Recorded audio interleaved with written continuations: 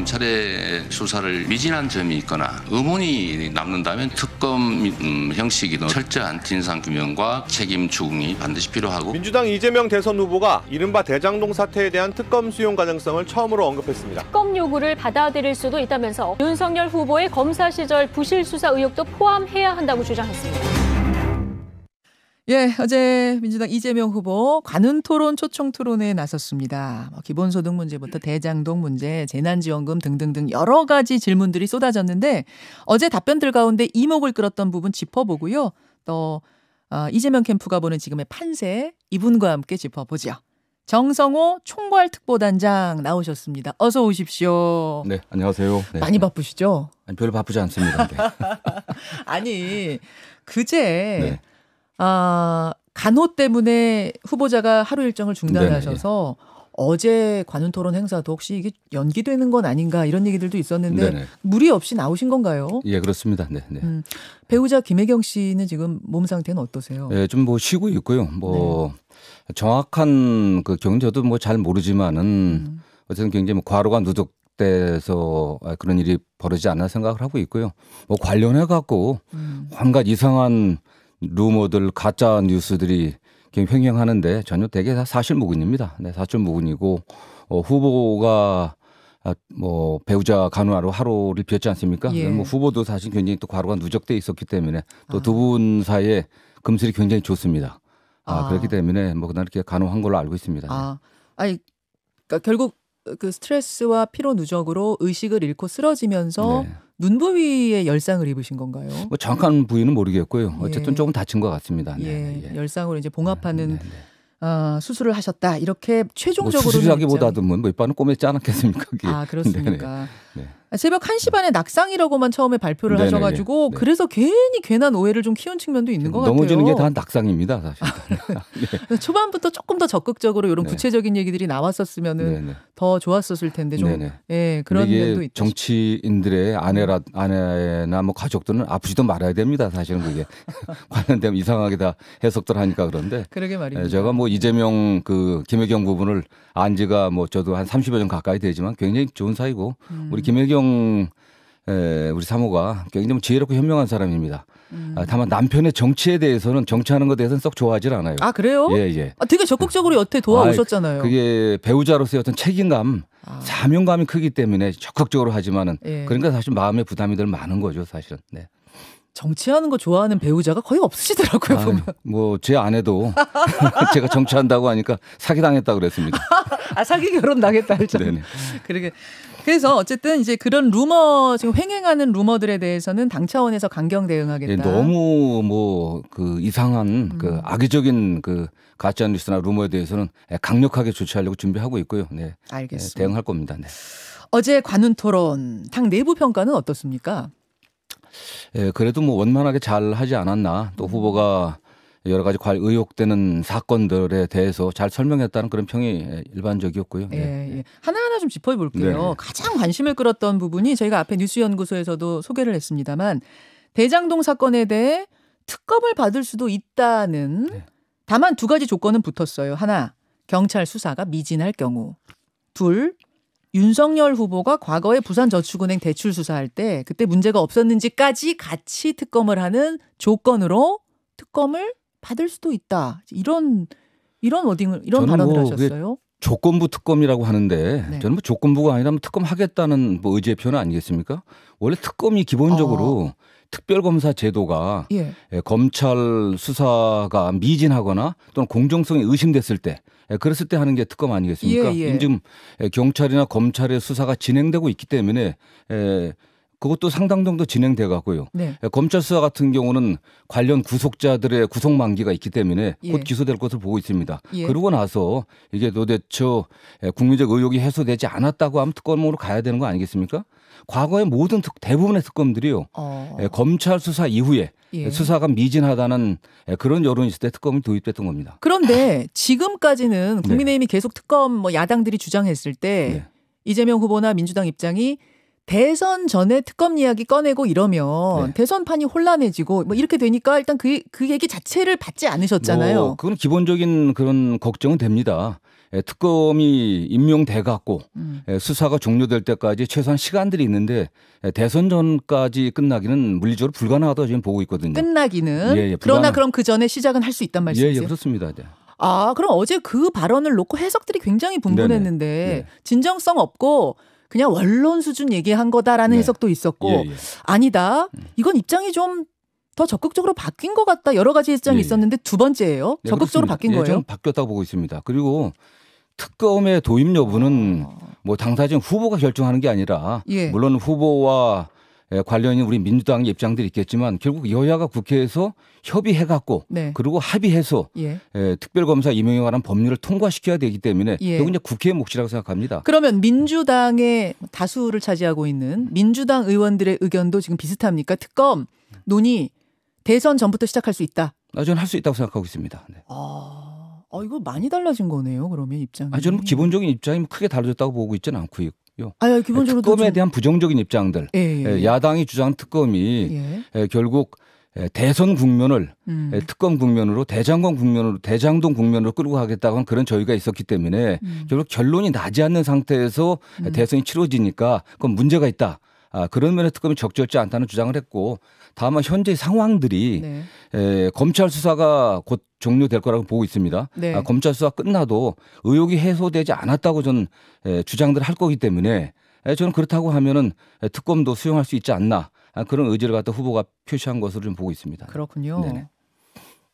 그러면 이제 검찰이 기소를 하고 나서 수사를 다 하고 나서 야당은 미진할 거라고 뭐 얘기할 것으로 사실은 보이고 저희는 여당도 미진할 거라고 보고 있습니다. 여당도 미진하다고 할 거라고 보세요? 그럼 결국 특검 한다는 소리네요. 뭐 그렇게 해야 되지 않겠습니까? 그러나 그 구체적으로 후보도 이야기한 것처럼 그럼 특검을 하게 되면 특검의 대상, 수사 대상과 수사 범위를 어디까지 할 건지 이 대장동 사건이 2015년 전후에서 그 당시 화천대유 설립과 관련해서 이익 배분에 관련된 논의 그 전부터 역사적 연원이 있습니다. 이게 어떻게 해서 공영개발이 민간개발로 됐는지 민간개발에 다시 어떻게 공영개발을 갔는지 그 과정에서 여러 가지 문제점들이 있거든요. 특히 가장 저희들이 결정적으로 보고 있는 것은 부산저축은행 사건 때 대장동 관련한 자들이 대출을 받았는데 그 부분에 수사가 안 되고 덮어졌습니다. 거기에 윤석열 후보도 관여가 되어 있고요. 전 그렇기 때문에 그런 전반적인 범위까지 넓혀져 갖고 분명히 의혹이 좀 해소되기를 기대합니다. 부산저축은행 대출, 부실대출 수사까지도 범위에 반드시 넣어야 한다는. 당연히 포함돼야 되겠죠. 당연히 포함돼야 한다. 그리고 국민의힘에서는 그 얘기가 나올 때마다 무슨 얘기하냐면 아니 그때 이런 대장동 건이 터질 거라고 미리 무슨 타임머신 타고 미래로 가는 것도 아니고. 마찬가지죠 사실은요. 2015년도에 이재명 후보가 성남시장이었을 때 그 당시 상황에서는 확정이익을 우선 배당받게 되는 정도 그런 정도에서는 최상으로 받아냈던 겁니다.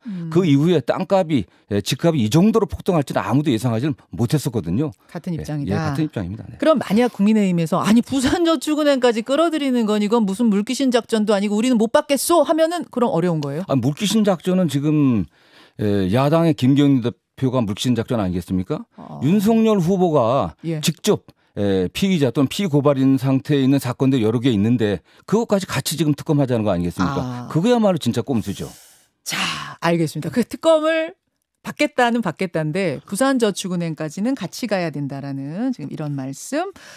또 하나 보죠. 어제 관훈 토론에서 그 안철수 후보가 양강 후보를 놓고 음주운전자와 초보운전자 빗댔던 적이 있죠. 여기에 대해 질문이 나오자 이재명 후보께서 답변을 하셨는데 갑론을박이 좀 있어요. 뭐라고 하셨냐면 정확한 워딩이 조금 궁금한 것이 지금 이제 보도는 어떻게 되고 있냐면 음주운전이 초보운전보다 낫다라고를 했는데 이거는 고 윤창호 씨 유족이 땅을 칠 일이다. 어떻게 음주운전이 초보운전보다 낫냐 막 댓글도 지금 악플 쏟아지고 해요. 어떻게 된 겁니까? 저는 뭐 그건 약간 오해 소지 있을 수 있겠지만은 뭐 음주운전 잘못된 거 아니겠습니까? 이재명 후보도 여러 차례 음주운전에서는 사고했었고 그러나 그 음주운전 사고는 거의 뭐 20여 년 전에 일어났던 일입니다. 그러나 지금 현재의 상황에서 20여 년 전에 음주 상태가 지금까지 유지되고 있는 거 아니지 않습니까? 술 깼습니다. 술 깬 지 오래됐습니다. 이미 그러고 이미 운전 실력이 상당히 좋은 사람이에요. 시장, 도지사 거치면서. 예. 그러나 윤석열 후보는 현재 국가를 운전함에 있어서 초보 운전입니다. 이재명 후보는 과거에 오래전에 운전했던 거고 그거에 비춰갖고 자기는 지금 음주운전한다는 소리가 아니지 않습니까, 사실은. 아 그러면 네. 현재 음주운전자보다 현재 초보 운전자보다 현재 음주운전자가 낫다는 의미가 아니라 전혀 아니죠, 그러면. 현재 초보 운전자보다 네. 과거에 음주운전했지만 지금은 술 다 깬 운전자가 낫지 않느냐. 그렇지 않죠. 그런 의미인 거예요. 그럼요. 그러면 네. 음주운전 경력자에서 경력자를 지금 약간 뺀 채 막 얘기가 돌아다니고 있는 건가요? 그렇습니다. 네. 아, 그건 오해다 그런 말씀. 그리고 또 이제 일각에서는 아니 초보 운전자 중에 성실하게 이렇게 조심조심 운전하면은 누구나 다 초보 운전부터 시작하는 거 아니야? 네. 또 이렇게 말씀하시는 분도 계시죠. 그런데 지금 운전이라고 하지만 뭘 운전하느냐? 대한민국호를 운전하는 거 아니겠습니까? 아. 국가를 경영하는 문제입니다. 5천만 국민들의 미래가 달려 있습니다. 현재 상황 위기입니다. 현재 대한민국호는 산 비탈길, 그야말로 S장을 꼬불꼬불한 산 비탈길을 올라가고 있는 예. 또는 절벽길 근처를 가고 있는 위험한 상황이거든요. 예. 그 초보 운전자 가능하겠습니까? 낭떠러지 떨어지는 거죠. 정말 노련하고 경험 있는 운전자만이 이 위기 상황 극복할 수 있다고 저는 생각하고 있습니다. 누구나 초보 운전부터 시작하는 건 맞지만 나라를 운영하는 것에 있어서는 그것에서는 위험하다. 그런 위험하죠. 말씀으로 네, 그렇습니다. 읽히네요. 그나저나 윤석열 후보가 국민의힘 최종 후보로 확정이 된 뒤에 지지율이 급상승했습니다. 적게는 한 자릿수, 또 크게 나오는 곳에서는 벌어지는 곳에서는 두 자릿수까지 벌어지더라고요. 판세 어떻게 보고 계세요? 어쨌든 뭐 소위 말하는 그 컨벤션 효과 좀 있어 보이고요. 전체적인 그 여론조사를 보게 되면은 정권 교체에 대한 그 여론이 굉장히 높습니다. 예. 후보가 결정되니까 정권 교체에 대한 그런 여론들이 또 윤석열 후보에게 모였다고 보고 있고요. 저는 이게 뭐 한 다음 주 정도면은 돌아와 갖고 어느 정도 오차범위 안에서 접전을 벌이지 않겠나 그렇게 예측을 하고 있습니다. 아, 다음 주 정도면 이 컨벤션 효과가 좀 빠질 거라고 네네, 보세요. 그렇습니다. 네. 아, 다음 주 결국 정도. 국민들이 누가 국가를 경영할 의지와 능력이 있는지 또 어떤 사람들이 비전과 정책을 갖고 있는지 어떤 성과를 냈는지 그걸 보지 않겠습니까? 네. 그 2030 네네. 특히 세대별로 쭉 이렇게 그래프를 봤을 때 2030은 양 후보 어디에도 아니 솔직히 다섯 후보 어디에도 마음을 주지 못하고 있는 모습을 보여요. 데이터를 보입니다. 네. 2030이 적지 않은 수거든요. 네, 그렇습니다. 네. 이분들에 대해서 어떤 입장을 지금 어떤 계획을 갖고 계세요? 뭐 2030 세대의 마음을 잡아야 한다는 건 뭐 여야 모든 후보의 공통된 목적인 것 같고요. 예. 그분들에게 무슨 지금 와서 뭘 해주겠다, 어떤 정책을 내겠다, 전 그것만 갖고는 안 된다고 보고 있습니다. 물론 정책에 관련해서는 이재명 후보가 성남시장 경기도의사를 거치면서 내놓았던 많은 정책들 네. 굉장히 2030 세대가 공감했었습니다.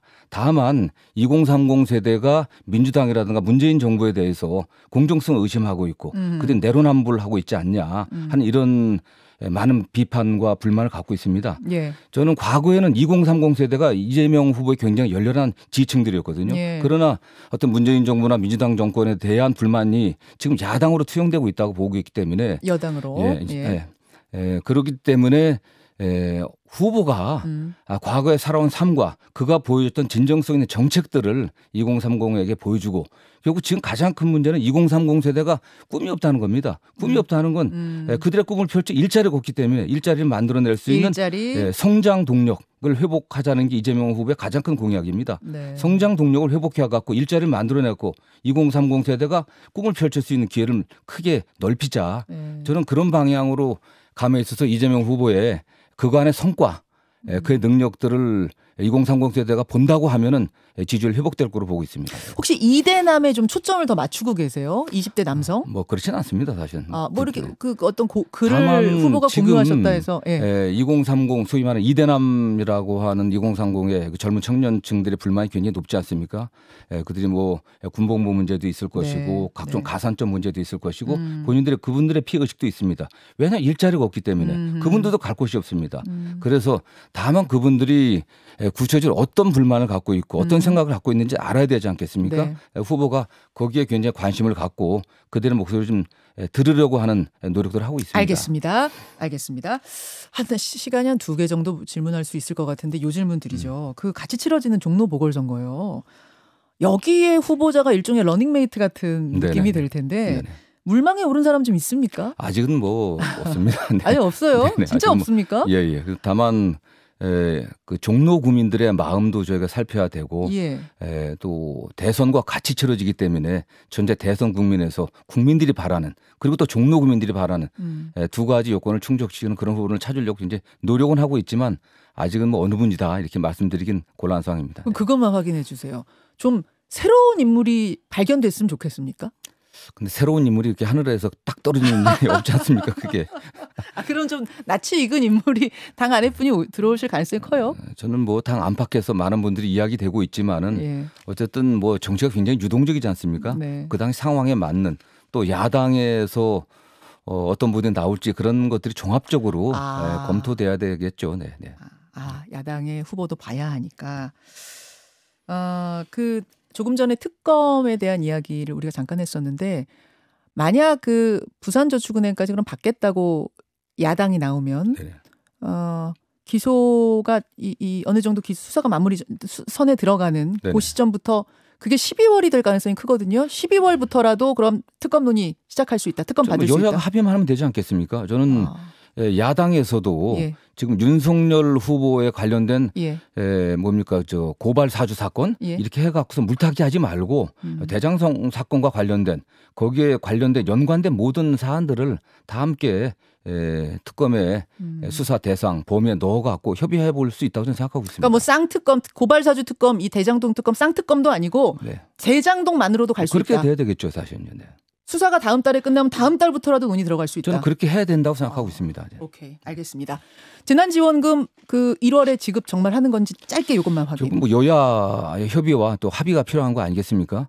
재난지원금 관련해서도 또 예산의 문제이기 때문에 예산의 편성과 집행은 정부의 권한입니다. 또 정부의 입장도 좀 들어봐야 될 것이고요. 정부는 지금 하지 말자는 거잖아요. 어쨌든 뭐 기본적으로 재정 당국에서는 돈이 없다고 얘기하는 게 당연한 겁니다. 사실은 저는 뭐 나쁘게 생각하지 않습니다. 설득하실 수 있다고 보세요? 저는 뭐 충분히 국민들의 상황들을 설명하면은 여야가 또 윤석열 후보도 한 50조 정도 손실보상금 줘야겠다고 얘기를 하니까 타협점이 나오지 않겠나 생각을 하고 있습니다. 여기까지 오늘은 말씀 듣죠. 정성호 총괄특보단장 고맙습니다. 네, 감사합니다.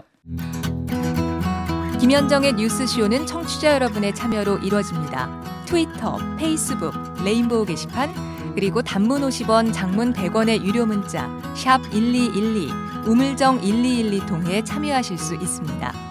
김현정의 뉴스쇼 여러분과 함께 만듭니다.